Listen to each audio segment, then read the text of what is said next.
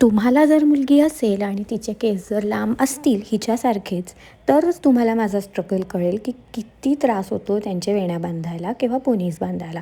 कारण की ते जर नाही बांधले तर डोळ्यावर येतात. त्यामुळे कंपल्सरी बांधावे लागतात आणि you have to make sure की ते क्यूट दिसतील. त्यामुळे खूप स्ट्रगल करून आज रुमीचे 2 क्यूट असे पोनीटेल्स बांधून तिला आईकडे सोडलं होतं. कारण मला यायचं होतं लंचला. लंच झाल्यानंतर तिला आईकडे पिकअप करायला गेले आणि घरी आल्यावर तिच्यासाठी जेव्हा शिरा करायला घेतला तेव्हा साईडची ही प्लांटरची बरणी फुटली आणि सगळी काच आली शिऱ्यात.